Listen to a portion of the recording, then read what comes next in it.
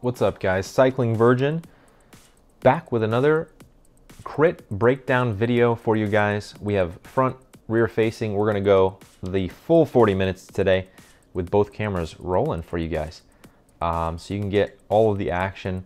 Trying something a little different for this one. Let me know what you think of the picture-in-picture.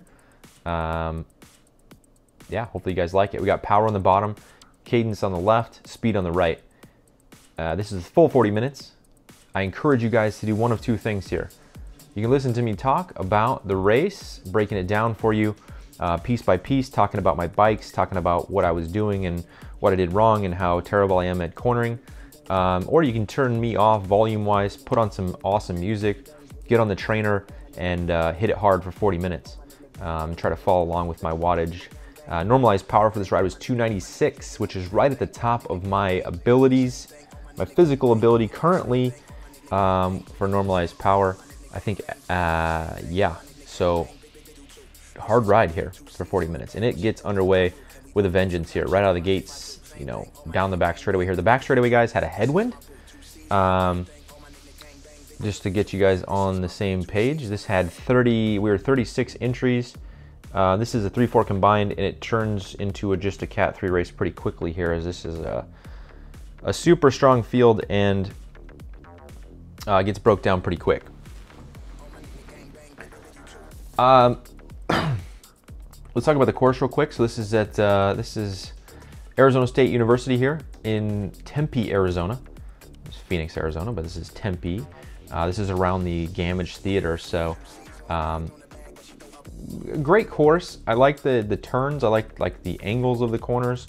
Kind of a tighter course. Not the greatest surface though. As you see, you go across concrete, you go into like polished asphalt, you go through just big undulations, corners, bumps. Not the greatest surface. The front straightaway here is nice, but it was a great venue, great time of year. It's 3 in the afternoon, 60 degrees and sunny here in January 20th. I think this race went down, 21st maybe. And we're just getting underway here. This is a 40-minute event, so I'm just kind of sitting in, checking things out, trying to pick out who's who. You know, something I need to get better at. Let's just start with, I'm terrible. And now that I'm racing with guys that have experience, it really shows how terrible I am. And it's a rude awakening to realize that you don't need just fitness. Like, you can be the strongest dude, and if you don't understand what's happening, you know, around you on that last lap, in this case of this video, or during the race, I mean, you will always lose.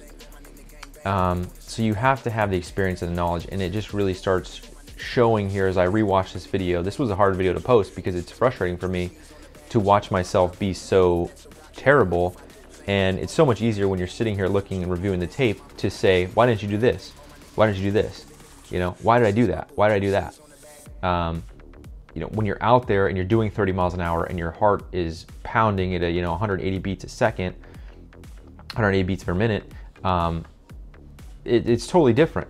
It's totally different to, you know, do while in the heat of battle. And the only way you get better at that is by doing it and by going out and living the experience and absorbing. So bear with me for those of you that are more experienced crit racers than me, as I, you know, kind of share my thoughts with hopefully newer people, and try to encourage people to come out and live these experiences with me and get more people into cycling. You know, I by no means have all the answers. If it sounds like I'm talking like I know what I'm doing, I don't. I kind of have an idea, and hopefully what I'm doing wrong. Look at this guy come up the inside and make that corner like that. Don't ever do that. Don't be like this idiot right here on the teal bike. Just shoots up the inside, doesn't round the corner, doesn't apex the corner. He got yelled at there. Like 3 or 4 people yelled at him. My friend was like, dude, do not do that again. And I think he realized that he was gonna get, you know, the boot here if he kept doing it. So anyway, that's kind of I'm not making excuses. I'm telling you why. I don't win races. I didn't win this race. And but it's good, right? It's good to sit down, reflect, and really break down why and take away you know, what you can. And reviewing tape, I mean, all professional athletes review tape, and that's essentially what we're doing here if you rock a GoPro. Throw GoPro on your bike so you can review your race, so you can kind of get a better idea in slow motion, essentially, what happened, what went wrong, what you should have done better. You know, everybody reviews tape.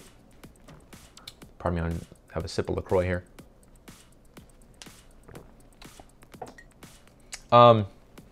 First thing I noticed right away, and I noticed this while I was in the race, was just how bad I was at cornering.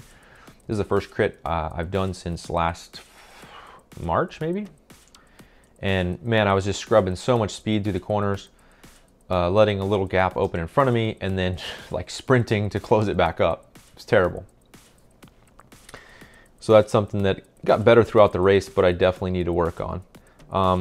I mean, yes, though, there was, out of each corner, these guys were hitting it hard. As you saw the gap open behind me and then this kid close it up, you know, they were hitting it hard for sure. But I was not making it any better. That's something I need to work on, and that's something that only comes from riding outside, riding with groups, finding a fast group in your area, you know, and working with them, working with those groups and learning the ins and outs. And yeah, what was I talking about? I was talking about experience. So yes, this video was frustrating for me to post because I make so many errors on the last lap and a big lapse in judgment. And when I was talking about how fitness isn't 100% of the game here. You'll gain you'll get to fit, right? You'll get fit, and you'll be within, like, everybody here is like within 1 or 2% of each other now. You're in a Cat 3. When I was a Cat 5 and 4, like, I had just had so much more fitness than everybody, I could just sprint away from them on the last lap and be done with it. Wes has taken an attack there. Nice attack out of Wes. And then the Play and Take kid goes across to him. I could just win on pure fitness because there was such a discrepancy in fitness. Now, that is not the case, right? I think I can sprint better than most people by a decent percentage, but as far as lungs and heart fitness, as far as FTP fitness, as far as what, you know, I'm physically capable of, we're all within 1 or 2%. So then you have to ask yourself, like, what makes the difference between winning or losing? And you'll stay within 1 or 2%, maybe within a 3% margin as you move from, you should, from 5 to 4s to 3s to 2s to 1s. That's the idea. I had so much more fitness than the 5s simply because I had ridden for so long and I rode so hard before I jumped into the 5s. It was kind of unfair, but that's just, you have to do 10 races as a 5. That's why I did those. And I moved to the 4s extremely quick because, you know, I just had the fitness. But now I've found guys that are my fitness level. And some of the laps, I mean, our fastest lap was only 1 second slower than the pro 1, 2, 3 laps. So the pros are only going, and their PR is only 1 second faster if you look at the leaderboard. So fitness now is almost identical. What separates the pros, the 1s and the 2s from the 3s, is just kind of strategy and knowing the stuff that I'm going to talk about that I didn't know in this race, and hopefully I'm going to learn over the course of this season and get better at. And you know, like, I'm going to mention VC because he is a 2 and he's a very experienced crit racer. If you watch his videos, he has a much better eye for what's happening and you know, can be in the right place at the right time. You know, in his case, doesn't always work out either. I watch his videos, poor dude. I don't know if he's even won one in a while, but he has the experience. In his case, they're just super strong sprinters over in Cali, and you know, once you have the strategy, right, once you know what to do, then it becomes like, okay, who's now the more powerful guy, and you know, it changes again. But here, it's all about strategy, and I don't have it. Like, I don't know what I'm doing. And like I said earlier, it's easy to sit back and watch this video and go, ah, I should have done that. Or it's easy for you guys to say, why didn't you do this? This is super easy, do this. Why didn't you take that corner like this? You're taking the corners terribly, right? It's easy to critique when you're sitting on your couch watching this on your iPad. Super easy. When you're doing 30 miles an hour and your heart rate's 160, you know, beats per minute, it's a little different. And you're in your drops, and you're trying to look over the guy in front of you, and you're trying to see what's going on up the road. there's a lot of things. You're trying to cross wheels, you're trying to take the corner correctly, you know, you're trying not to crash. Like there's a lot going on. That's what makes it fun. So anyway, here I'm just I'm in a suffer fest right now. This has been a hard race up to this point. We are just throwing out the watts. Like I said, my normalized power was 296 for this race. For those of you who don't know what normalized power is, Google it and buy a power meter.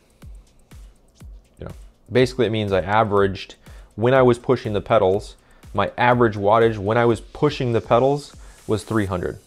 My average for the race for 40 minutes. When I was pushing the pedals.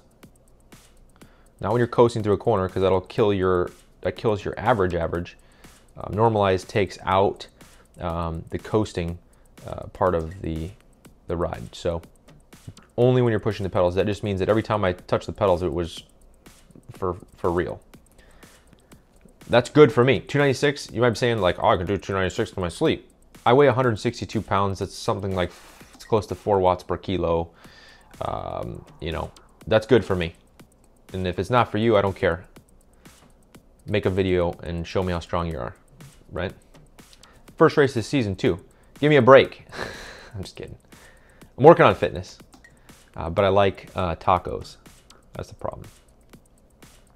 Anyway, so 296 normalized power. And I was pretty happy with my cadence this race. I got some nice high, like 115s, 116s while seated, and felt comfortable doing that, which is good because, man, when you're on the trainer, I'm on the Tacx NeoSmart, that's what I have set up. Links are all down below for that stuff. When I'm on that thing, it doesn't feel like I can ride at even 90 cadence. It feels like I gotta ride like 85. And leg speed's super important, especially at high speeds, like 30 miles an hour. You see us here most of the time. I mean, you wanna have cadence. So anyway, I was super happy with that. I was happy with my power. Definitely not happy with my cornering. And definitely not happy with my last lap. My last lap kind of, what are we gonna call it? I don't wanna call it strategy. My last lap kind of ability to read the field on the last lap. Like, I did terrible at just understanding and looking ahead and seeing what was going on.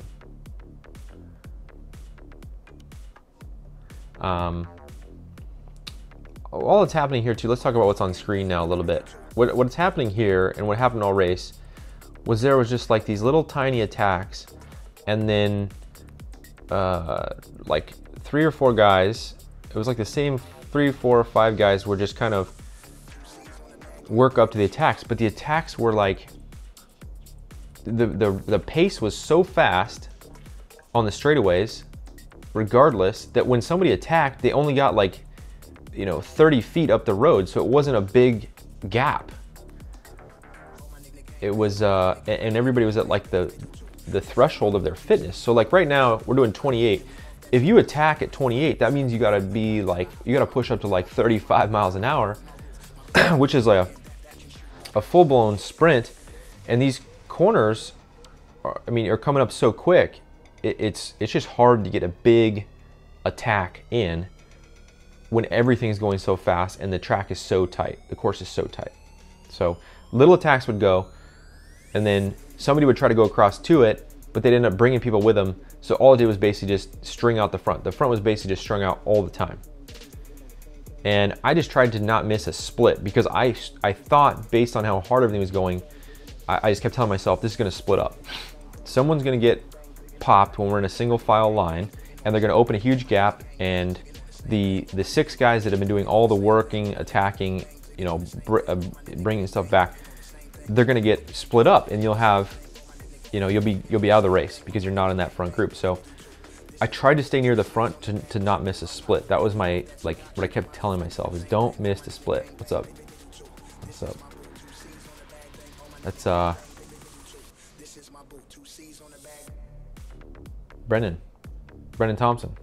I'm drawing a blank. It's Brendan, South African right there, giving me the peace signs. We're just chilling right now, catching our breath. I let Tony get a little gap, and then I pull out of there to let everybody else have to do some work. But that's what's happening. So I didn't want to miss a split, but at the same time, I didn't want to do a bunch of work. and I wanted to, I wanted to have maybe like a 3 or 4 man group to sprint with at the end. That was kind of my goal. If I could have, a 2 or 3 guy group, I could win the sprint. The split never happens. People just get dropped slowly, and it just gets whittled down. But I wasn't, basically the end of this race, I was in the wrong place, period. I talk about placement so much.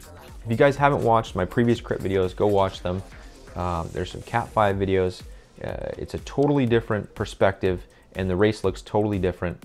It's almost never single file. It's almost always in a big bunch, and we're almost always doing 19 miles an hour. It's totally different. Here, it's like 30 miles an hour every straightaway, just super fast. And the difference is in the Cat 5 video, you can easily, from 25 to 32 miles an hour, you can easily accelerate that distance, you can make up that difference. So if you're doing 25 and say you want to get to the front, it's real easy to go from 25 to 32 miles an hour. Really easy, because like the coefficient of drag, so like, we're talking aerodynamics now, is much lower because you're at a lower speed. Now going from 30 miles an hour, 32 miles an hour to 36, 37, 38 miles an hour takes what I feel is almost twice the effort. So what that means is on the last lap of this race, we're all going, 30, 32 miles an hour. Most races were going 30 miles an hour. So my ability to quickly move up and get the position I wanted, I couldn't do it, period. So I guess I underestimated how strong the guys that crossed the line 1 and 2 were, and I figured there's no way that they're gonna hold this pace all the way to the line. What I should have done was been near the front. This is, I think this is my one attempt to get into a breakaway. No, I do two bridges.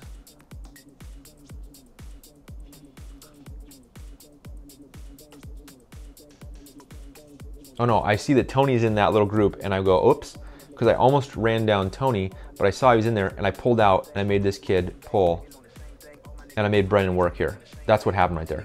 So there's a little 3-man break, and I took a hard effort, and I realized I was bringing people up to Tony, and went, oh crap, and I immediately off the gas and pulled out a line, and made other guys work to get there. But anyway, yeah, so the last lap, I just wasn't near the front. Like, if those guys are gonna string it out that hard, you just have to be sitting first, second wheel, third wheel. You have to be on those front guys. Whereas in my previous races, I was fine sitting 5th or 6th because I could make up some ground in the last 2 corners real easy, or the last like half a straightaway really easy. But in this case, with this fitness level, you just cannot be that far back, period. And that's gonna be the case when you jump into a Cat 3 race.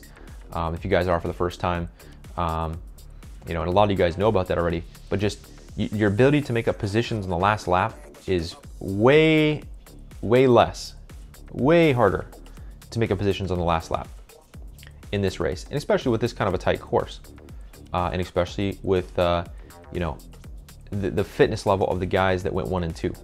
That's a big thing too. If you have super fit guys that can bring you back up, they can get you back up to the front, totally changes the dynamic. In this case, my whole team was just on the ropes. The 2 guys that went 1 and 2 are actually right now in my rear face camera. Wes, my rear face camera right now, he's the next guy behind me, and then the kid behind him. He's actually 16 years old, this kid. And just super fit, and yeah, he just kind of found Wes and just kind of hung out with him the whole race, and they went 1 and 2. And yeah, I just missed it. They end up getting a little gap, and I miss it. Anyway, back to what we're working with here at hand. Basically, just sitting in, trying to catch my breath best I can. There was a point at about the 20-minute mark, which I think we're about there now, where I said to myself, like, something like, if this keeps up at this pace, I'm going to get dropped. You guys know that feeling when you're like in a group ride, and then that little thought creeps up in your mind, like, it's just a little thought, and it's like, oh my God, it would feel so good right now to just stop pedaling this frickin' bicycle. Like, it would just feel so nice to just stop pedaling. Just pull over, just find a nice little grassy patch right there on the side of the road and just like lay down. Well, that feeling snuck up right about here. I started thinking, man, I don't like this bicycle and I want to just stop pedaling it because my legs hurt, and my lungs, they're burning and all that. Yeah, when that sneaks up on you, you gotta just, that's when you gotta use the Jens Voigt. Like, just shut up, legs, shut up. And yeah, there's the kid Zach on my wheel right now. He's sitting on my wheel as Wes just moves up. He was strong, like super fit kid. And, you know, in the end, just had enough fitness just to keep going. Like, no one really ever sprinted. He just kept the pace like as hard as he could. And he's on junior gears. He has to be on junior gears. Already 16. So, I mean, he was probably maxed out, but he just ran at his max speed that his gearing could go. He just went, you know, for a half a lap just as fast as he could go, and it broke down guys, and then I ended up getting caught behind gaps opening up, and that was it. So definitely underestimate this dude. He's sitting on the wheel right now. Zach, I don't know his last name. You can look it up, azreg.com. We'll show you the results of the race. This is men's 3-4 race. And yeah, Zach, I think it was Cycle Mania, the team he's on. But he tore it up. I'm gonna look for him now. You're on my radar, Zach. You're on my radar. If I see you, I'm sitting on your wheel. I know you're a good wheel now. That also, guys, we talk about, you know, experience in crit racing and, you know, what separates the experienced guys from the non-experienced guys. It's understanding the people you're racing against as well. Knowing these guys, right? Knowing exactly what they can do. You know, I don't know what level of fitness. I didn't know Zach had that kind of fitness. There was no way. If at the beginning of the race, we stood everybody in a line, and I were to pick out the most fit guys down to the least fit guys, you know, the 16-year-old kid, dude, who, look at him. I mean, he's just a tiny little guy. I'm not picking him to be the guy to string it out. I'm getting a little suspect that he's got aero bars on his bike now that I'm looking at his bike here. Highly suspect, a little bit suspect he's got an aero helmet on. Those things kind of tip me off. I don't even have aero bars. That's it. I'm putting aero bars on my bike, guys. Hell with it. That was the difference. I know what's going on here, Zach. It's aero bars. Look at him take a drink. Just calm, cool, collected. Ladies out there, look up Zach. If he goes to your school, he's got aero bars. Disc brakes for Zach, too. Look at this guy. I'm leaning forward. He's on a... Is that a Venge? Let me see here. He's going to pass me here, I think. Nope, he's on the outside of me. Nope. Oh my God, he's pinching everybody. Ooh. Zach went right through the inside there. He didn't like where he was. Looked like he was on a Venge, maybe. I like it. Kid's out for business. Anyway, I'm buying aero bars and an aero helmet. I might even go speed suit next. Because at these speeds, I mean, aero is everything. Period. And no one needs CLX 64s. Also. Someone asked me, why do you say that? Why do you say no one needs CLX 64s? Okay, they are more aerodynamic. But they are, every time you come out of a corner right here and you see me hitting 700 watts, I wish my wheels weighed half as much as they do, because you have to spin those wheels up every time, and it takes legs to do it. Just every time. Look at 800 watts. Now, if I had a heavier wheel, that would just compound the problem. So there's definite mix of the two, and I think the CLX 50 is like the perfect size. Just my opinion. Unless you're like super Billy badass, you know, track sprinter, and you're racing for, you know, you're racing pro level stuff, and the course doesn't have a lot of sharp corners where you have to start and stop, you know, essentially multiple times. If the course flows really well and you're just maintaining, say, like 32 everywhere, then maybe. but I just prefer the 50s, especially because a lot of us can't afford two pairs of wheels, where the 50s, you know, you can do a road race on them. You can, you know, do your local group rides. You can still climb on them. You're not giving up too much weight. So if you can afford to have multiple wheel sets, then hell, buy the CLX32s for your everyday wheel in a clincher, and then buy a CLX64 in a tubular and as a race wheel if you're going to be a badass. Anyway, where are we at? 25 minutes. So we're hanging out now in the middle of the group here, just trying to hold on. This has been a hard race. I cannot emphasize that enough. It was a hard one.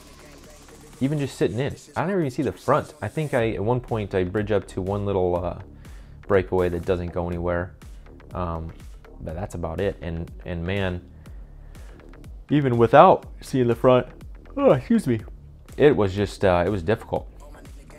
If you guys want to check this race out, my Strava is in the link below. If you guys want to see the gear I'm using, I'm now using this site called kit.com. Just kind of threw together some of the products I use. If you guys are shopping for this stuff anyway, use my links. It helps me out, helps the channel out. But it is stuff that I use. I won't put anything in those kits that, that you know, I don't fully use as a product. And there are plenty of people contacting me, try to get me to do videos on whatever little dumb product they have. And look, if I'm not going to use it, you guys aren't going to see it. And that's why, I mean, if someone's contacting me and be like, hey Ricky, you want to use this Aero helmet, and it's a good looking Aero helmet, and I like the way it fits and I like the way it looks, then, you know, you guys will know about it. But right now I'm using the Caspertone. That's in the link in the kit.com thing. I can't link any specialized products. I can link the Dura-Ace group, you know, like to give you an example. There's Zip Aero bars in that link that I want to buy, especially now that I saw Zach's. I think that's why he beat me. And then my Zip stems in there. I'm using a Wahoo Bolt computer now. That's in there. My camera mounts in there. You know, all the stuff I use on the regs in there. So check that link out if you guys are shopping anyway. Also, some nutrition stuff that I use every day is in there. So here's the little here's a little breakaway. You see that two people up there. Phil's taking a little pull here, but I want to go across, and I didn't really want to bring this guy with me. He just had good position here, this bicycle accident attorneys guy. So I ramp it up here. See, 35 miles an hour, 37, 38. That's what you got to hit if you want to, you know, come across. This used a lot of my matches. Now, right now, look at the gap we have. You see it? It's pretty good. It's pretty good. There's the one kid on the front right now. He's taking a pretty good pull. I'm using more power to get up here. And right here, I get here and I'm like, guys, there's four of us. There's four of us. Let's go, let's go, let's go. And the kid's looking back like, there's four of us. Let's go. This kid looks back and sees a huge gap. The kid in front of me, the kid on the front is taking a nice little pull here. We're doing 29 miles an hour. This kid should know that there's a gap. He's been looking back, like he's gonna look back again. Look back, he's talking to this guy, I'm talking to this guy, we're gonna go. He just lets off the gas. You have a teammate in the breakaway and you aren't taking your pull. We're still doing 28, there's a little tailwind in the front straightaway, but as you see behind us now, there was a hard pull out of Wes, and then the kid in the blue took a hard pull, and then that's it. And then we're back together. And I'm yelling right here. I'm just like, nah, it's over. So I'm not gonna take a pull, I'm done. I looked back, saw them already there, nope. When you get there, it's gotta just be like a fluid, like we're there, hard pull, next guy hard pull, hard pull, hard pull. But if I get there and the next guy in line, when I get to a breakaway, doesn't take a hard pull, then I know that this is not worth doing. And you can see there's some pain faces now. Pain faces. Because that was an emergency, you know, by the group when they saw four riders, strong riders, get into a breakaway. All of a sudden, you know, there's some hard pulls that had to be made, and that really hurt the group. Although Brendan's looking just as cool as the other side of the pillow here. And now I'm tired. You know, after taking that pull, bridging over to those guys, I'm freaking tired. And I'm near the back, which is never a good thing. Because if a split happens now or a break happens now, this is where counterattack should go, but everybody's so tired it doesn't happen.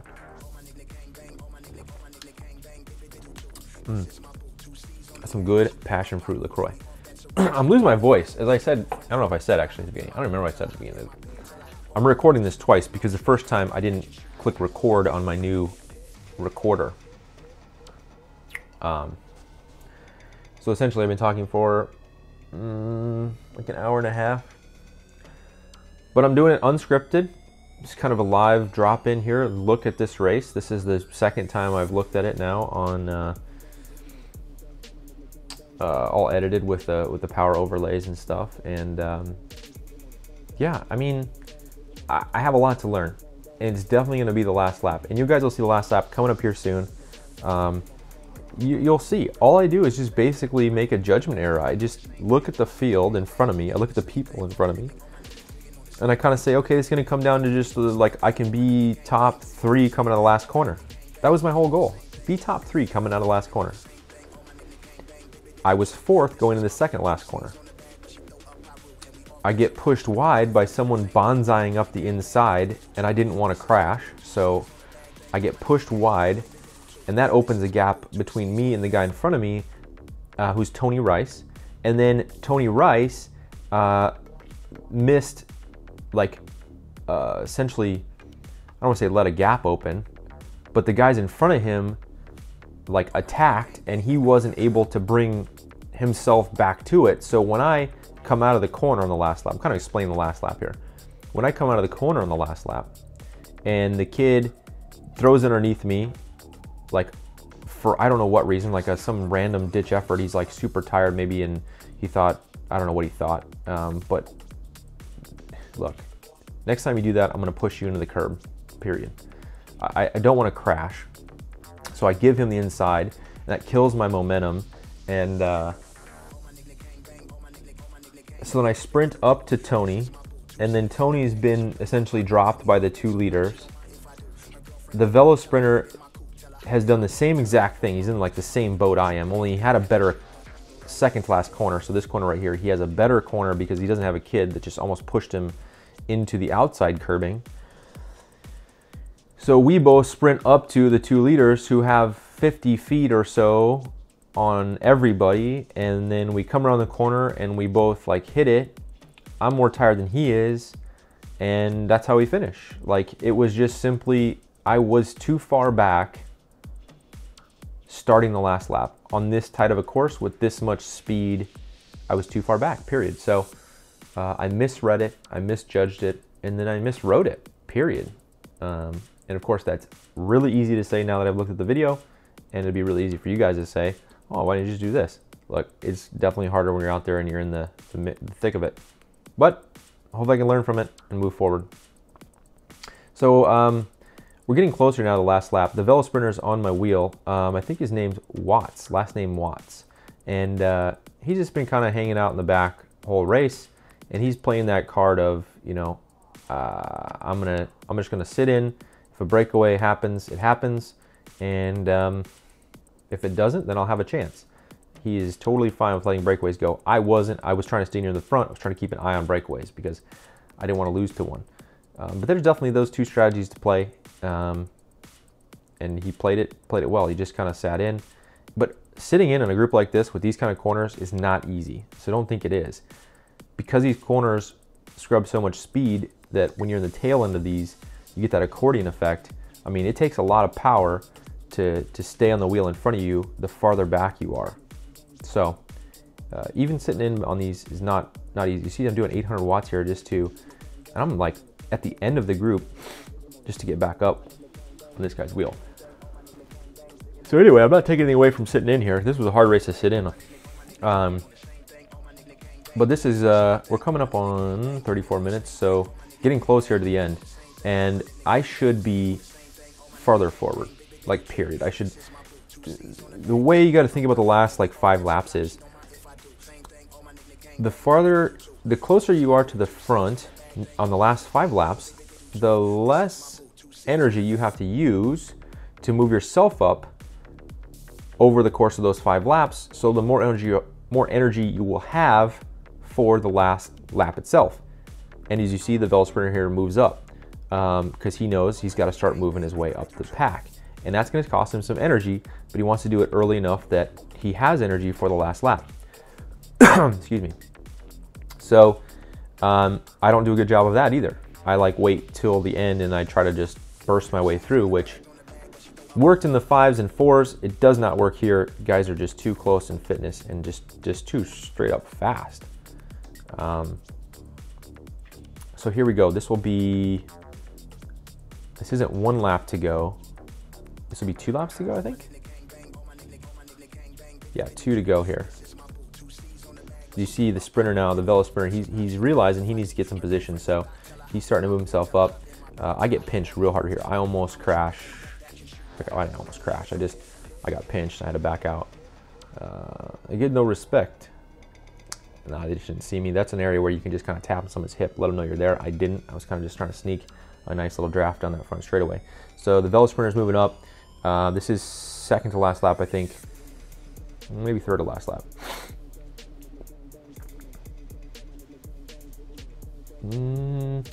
Yeah, and you see Velo sprinters being smart, moving up.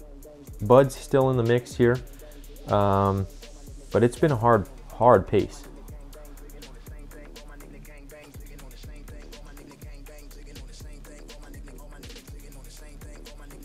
$900 watts out of this corner, 950 watts, 980 watts, you know? There's a big power out of these corners. And I see a little gap here. Bud's getting tired. This is where I make some bad decisions. So you kind of see it's strung out. The Velo sprinter's 2 riders ahead of me. Bud's getting tired. I can tell he's getting tired. And really, I shouldn't, like, I'm using power here. Not too bad, but I shouldn't really be using this power. So now I bonsai around this corner to try to get back to the Velo sprinter. And okay, I'm like, all right, I'm good. And I got Tony in front of me. It's pretty strung out. This is gonna be the last lap right here. This is the last lap, guys, last lap. So I'm like, okay, we're okay. Tony's still here, the Velo sprinter's here. I look around the corner, you see Wes up there and Zach up there. That's Zach off the front. Tony goes, I'm like, oh, we're good. Tony's gonna pull us right up to the guys. We're gonna be good to go. I'm on the Velo sprinter's wheel here. Pain faces behind me. Watch this kid come up the inside right here. And he just literally cuts me off. I have to check up, and then I have to hit a huge amount of watts. Like, he would have T-boned me, this little idiot. Yeah, if you're watching, I don't know who you are, but that was a terrible move. So I have to go 1,000 watts to get to Tony. Tony's then been popped by the 2 guys off the front, or they just went so hard. So I get back up to the Velo sprinter, but look at this little 30 feet gap here. I mean, and I'm freaking tired because I just blew that corner. That's it. That's literally my race. All gone within 2 corners. So, man, too far back. I shouldn't have gotten bullied around by the kid. I did. I didn't want to crash. The dude would have T-boned me if I didn't, like, I'm leaned in the corner. I had to pull out of the lean and move wide and hit the brakes and then get back on the gas to get up to Tony, which, you know, cost me a bunch of power. And then once we got to Tony, there was another 50 feet to the guys. And then we round the corner, there's 30 feet. And then we cross the finish line and there's, you know, 15 feet. So really, all I had to do was be farther forward. I had the fitness to win that race, I feel, which is the most frustrating thing. I did not have the knowledge or the ability to read the last lap. So that's what I'll be working on, guys. And hopefully sharing my experiences with you help you to do better at your race, or at least help you get involved with the next crit that comes to town. Go do it, guys. It's so much fun. It's so much more fun than I can make out over this you know, recorded audio here. Yeah, anyway, thanks for watching, guys. If you haven't already, please subscribe, guys. Please subscribe. Working on shirts, and yeah, the Strava links in the description below. All my links down below. Subscribe, guys. Thanks again. We'll see you next time.